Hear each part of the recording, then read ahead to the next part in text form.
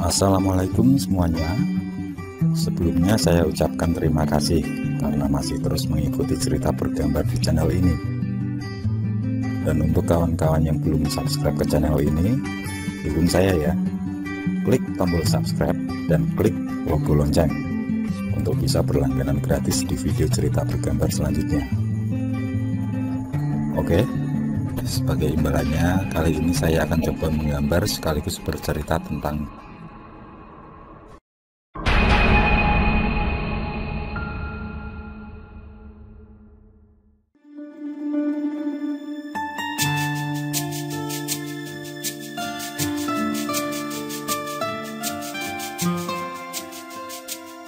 seperti biasa, aku, Wira, Andika, dan Iqbal bersantai sebentar saat jam makan siang.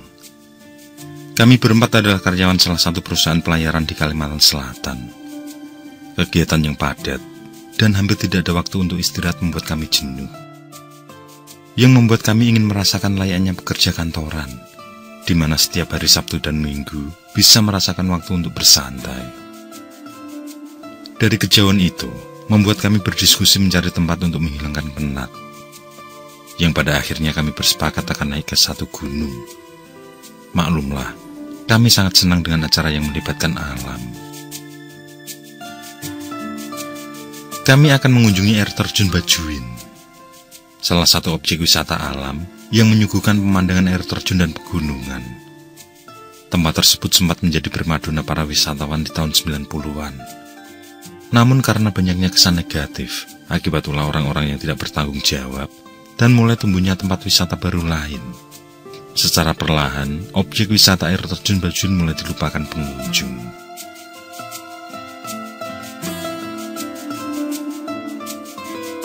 Tibalah di mana kami mendapatkan waktu luang, dan melaksanakan rencana kami ke Banjarmasin. Di sana kami bertemu dengan rombongan lain juga, yang mungkin selesai mandi dari air terjun. Aku bertanya pada salah satu anggota rombongan, yakni tentang kondisi air terjun, apakah airnya masih deras atau berkurang. Karena akhir-akhir ini cuaca sangat panas sekali, dan orang itu menjawab, kalau baru pertama kali mengunjungi lokasi air terjun, sehingga tidak pernah tahu kondisi tempat tersebut. Mas, kalau bisa jangan terlalu lama di atas, soalnya sudah hampir gelap, tuturnya sambil berlalu.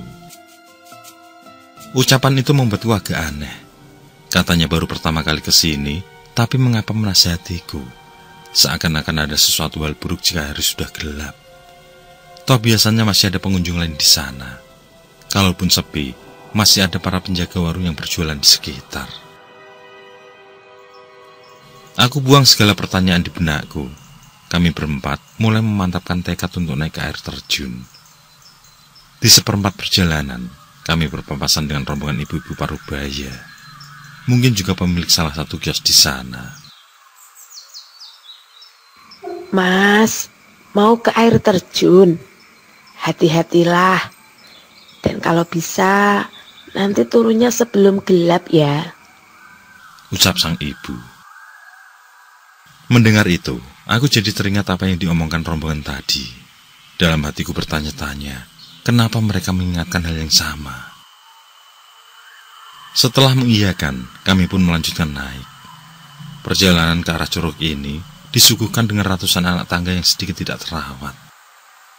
Bahkan ada beberapa bagian anak tangga yang sudah hancur. Sedangkan di kiri kanan melewati kebun pisang, kebun kapu dan kebun petai. Ada pohon terembesi yang cukup besar, hingga tibalah kami di salah satu warung yang sudah kosong. Mungkin penjualnya sudah pulang, atau memang sedang tidak berjualan. Dari warung tersebut, tampak kucuran air yang tidak terlalu deras, membuat kami semua ingin mandi dan bersenang-senang di sana. Tanpa pikir panjang, kami menuju curug yang letaknya sekitar 200 meter turun dari warung. Kami pun berfoto-foto sejenak di air terjun, lalu mulai mencicipi sejuknya air. Beberapa menit setelah puas mandi, kami berganti baju dan naik ke posisi warung berada. Karena suasana belum terlalu gelap, kami pun coba menjelajahi setiap sudut lokasi objek wisata tersebut. Pandanganku tertarik pada pita-pita oranye yang diikatkan di batang-batang pohon. seolah seperti tuntunan arah ke suatu tempat. Rupanya kawan-kawanku juga penasaran dengan tanda tersebut. Hingga akhirnya kami putuskan mengikuti pita-pita itu. Setelah cukup jauh, tanda itu tidak juga habis. Dan ternyata mengarah ke dalam hutan. Seperti ada sesuatu yang menuntun, kami mulai masuk hutan. Dan tetap fokus mengikuti arahan pita. Jalannya cukup terjal, sehingga kita harus merayap karena tanah sedikit licin. Hingga kami mengakhiri perjalanan di salah satu simpang yang ada di situ. Dan disitulah akhir dari pita yang kami turut. Tempatnya cukup luas, sedangkan agak di bawah juga ada curug kecil. Gemericiknya terdengar susul-menyusul dengan suara binatang malam. Kayaknya tempat ini asik untuk santai dan mendirikan tenda, ucap Vira sambil menyisir lokasi setempat. Ide itu ditanggapi yang lain dengan mengajak beristirahat sambil bersantai sejenak. Tiba-tiba terbesit ide untuk ngecamp di sana. Kebetulan sekali aku membawa tenda, tapi aku tinggal di mobil. Pada akhirnya, Vira dan Iqbal menunggu di sana sambil mengumpulkan kayu kering untuk api unggun. Sedangkan aku dan Andika turun untuk mengambil tenda juga perlengkapan dan bekal lain. Dengan hati di tangan, kami akan saling menghubungi jika ada yang kurang nantinya. Dalam perjalanan menuju turun, sesuatu kejadian ganjil kembali kurasakan. Beberapa kali aku berpapasan dengan orang-orang aneh, yang setiap kali aku menyapa, mereka tidak menjawab sepatah kata pun. Yang mengherankan lagi, aku juga berpapasan dengan rombongan yang kutemui saat di parkiran. Mereka yang seharusnya sudah pulang, kali ini kembali naik ke atas. Padahal tadi sempat melarang kami. Aku simpan rasa aneh yang menguasai hatiku. Setelah sampai di parkiran, ternyata Ibu Parubaya berada di sana. Tampaknya sengaja menunggu kedatangan kami. Loh, yang lain pada kemana? Tanya beliau. Aku menjelaskan kalau kami merubah rencana yang semulanya sekedar bersantai menikmati air terjun, tapi malam ini akan memperpanjang waktu santai dengan mendirikan tenda di atas. Rencananya di mana nanti kalian akan mendirikan tenda? Sang ibu bertanya dengan raut wajah agak khawatir. Jawabanku membuatnya seperti terkaget. Aku yakin ada sesuatu yang disembunyikan. Aku pun menanyakan tentang hal itu. Tapi ibu tersebut hanya menyuruh kami agar tetap waspada dan jangan sampai mendirikan tenda di dekat air terjun, karena lokasi tersebut cukup berbahaya jika terjadi hujan dadakan. Aku dan Andika berpamitan, lalu mengemas semua barang yang dibutuhkan. Selain tenda, kami juga membawa panci untuk memasak di atas. Kemudian kami berjalan kembali. Terlihat sang ibu masih menatap langkah kami dari tempatnya. Satu persatu anak tangga kami naiki. Sesekali juga kontak radio dengan Wira di atas. Aku terus naik dan naik sambil ngobrol dengan Andika. Ada rasa grogi dan sedikit takut yang mulai kurasakan. Bagiku, tempat itu berbeda 180 derajat ketika masih sore. Aku mengajak Andika untuk beristirahat sejenak saat maghrib menjelang. Di saat itulah aku merasa berat di sekujur tubuh. Lalu tiba-tiba merasa pusing seperti melayang. Dalam kondisi yang mendadak itu, aku dikejutkan dengan beberapa penampakan di sekitar. Selain sosok tinggi besar berbulu, ada juga sosok kuntilanak. Aku berharap kalau itu hanyalah ilusi saja. Lain hal dengan Andika yang tampak tenang sambil mengatur nafas. Sekian menit berlalu, rasa pusing yang kurasakan juga sudah membaik seperti sedia kala. Sejenak, aku buang tentang apa yang kusaksikan. Kami pun melanjutkan perjalanan. Hingga tibalah di warung dekat curug pertama, tempat di mana kami beristirahat sebelum mandi di air terjun. Di sini terjadi keanehan. Tercium aroma bakaran yang bercampur aroma wewangian khas Melati. Saat kutanya Andika tentang bau itu, dia menjawab kalau tidak mencium aroma apapun. Aku coba berpikir positif, menghilangkan rasa aneh dan rasa penasaran yang menyatu. Belum hilang perasaan merinding, kali ini disusul dengan suara gaduh dari arah air terjun. Kecipak air terdengar di antara riusan gurau. Dari situ, ku teringat dengan beberapa orang yang berpapasan dengan kami. Pastilah, rombongan-rombongan itu yang berada di sana. Tapi jantungku berdetak tidak karuan saat tahu tidak ada siapapun di lokasi air terjun. Semua tampak tenang, disorot remang malam. "Dika, kamu tidak mendengar sesuatu?" tanyaku pada Andika. Kali ini dia juga sepaham denganku, yakni mendengar suara gaduh bersama kecipak air. Dan hal yang menakutkan itu membuat kami menyudahi istirahat. Kami pun melanjutkan perjalanan kembali. Seperti di awal, perjalanan ke curug atas ini cukup sulit. Kita harus melewati bebatuan licin yang terkena aliran air dari curug atas. Dan di sini, aku semakin merasakan ada keanehan. Langkahku menjadi semakin berat, dan aku merasa seperti ada seseorang yang mengikuti. Setiap kali aku menengok ke belakang, tidak ternampak siapapun di sana. Begitu juga dengan keadaan sekitar, hanya ada suara gemericik air saja. Di tengah hamparan bebatuan yang dialiri air dari curug atas, pas di tengah jalan itu, aku mendengar seseorang seperti memanggil. Pendengaranku pertajam, tapi suara itu tidak lagi terdengar. Semakin ke atas, langkahku semakin terasa berat. Hingga setelah melewati medan berair, tiba-tiba seperti ada yang memegang pundakku. Tapi di belakangku hanyalah gelap yang terlihat. Andika sendiri masih ada jarak yang tidak mungkin jika memegang pundakku. Keanehan demi keanehan itu membuatku semakin bergidik ngeri. Tapi aku tetap fokus pada rencana demi kepuasan bersama kawan-kawan. Tibalah kami di tanjakan cukup terjal yang membuat seperti merayap naik.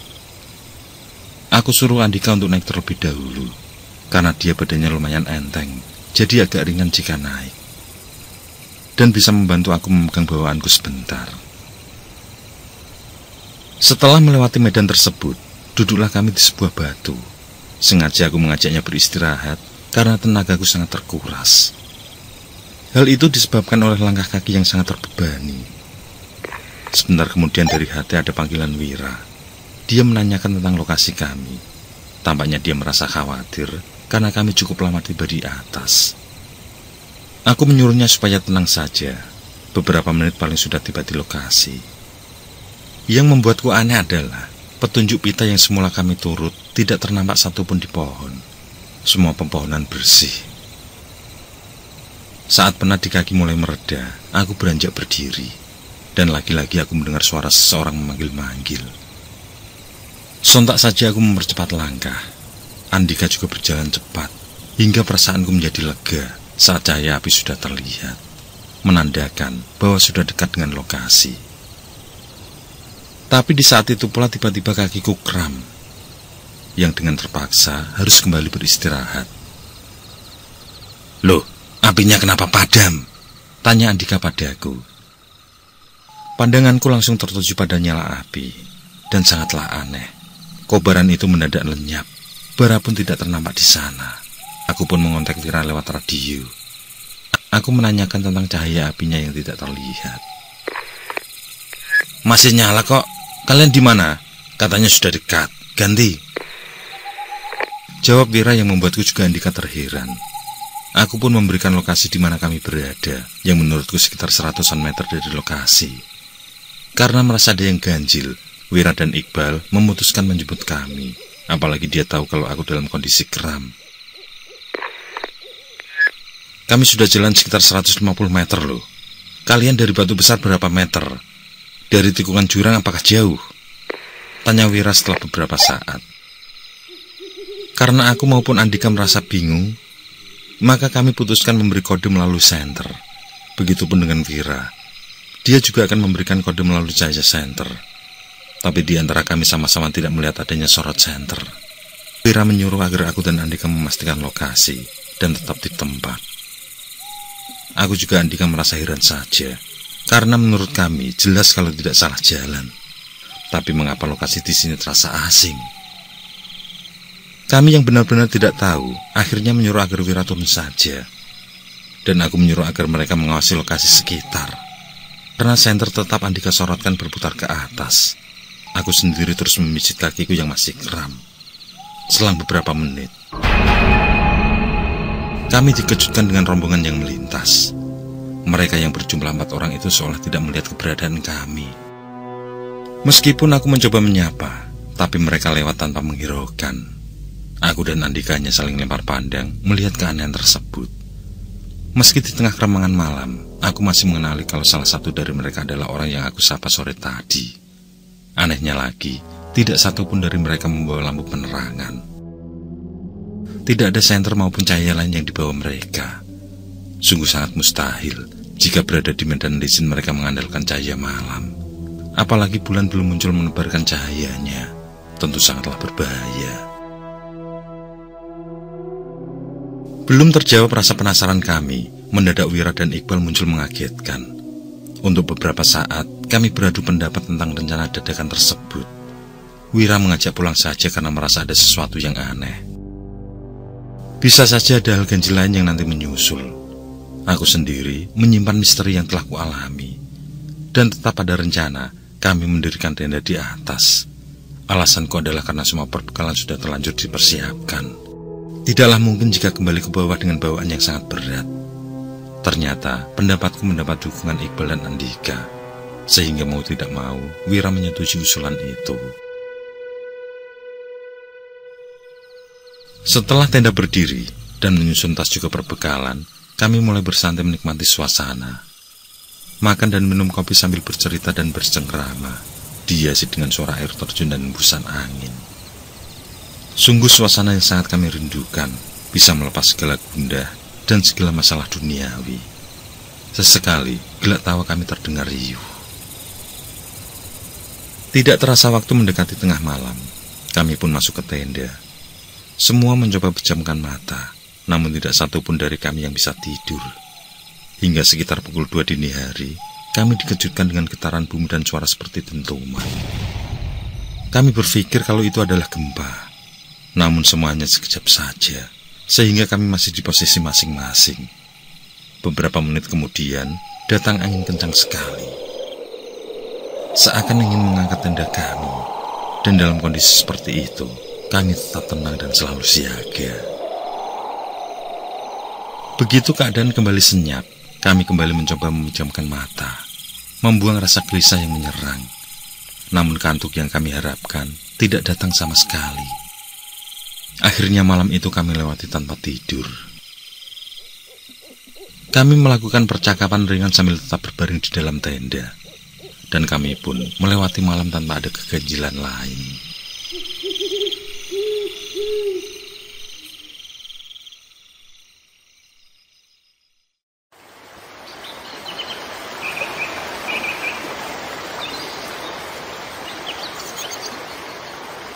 Di keesokan hari, begitu selesai makan dan mengemas tenda, kami mandi sejenak di air terjun.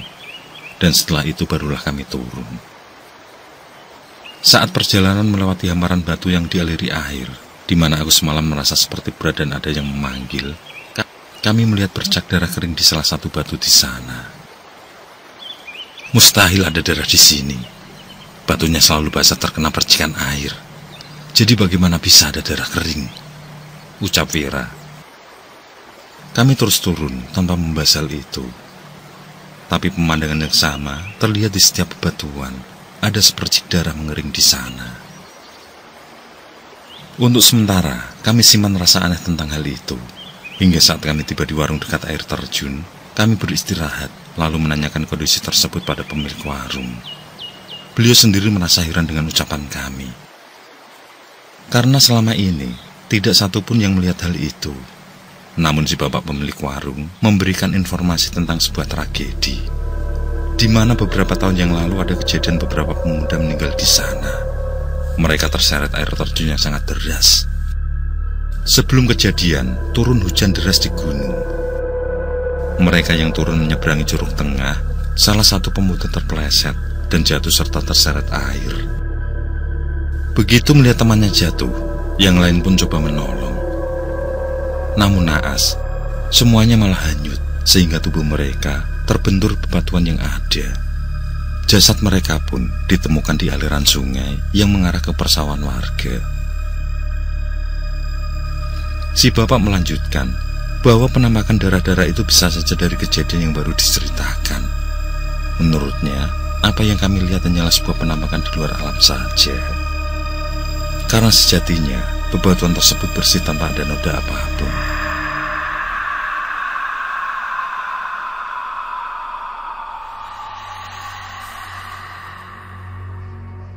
Aku menyimpulkan bahwa keanehan yang terjadi merupakan sisi mistis dari Gunung Besawar, di mana air terjun Bajuin menjadi bagiannya.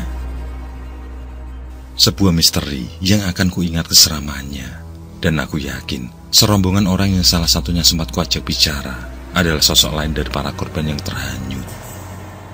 Sejak saat itu, kami merencanakan secara matang jika ingin naik gunung atau berkemah di hutan. Aku sendiri tidak ingin jika kengerian yang sama terulang kembali.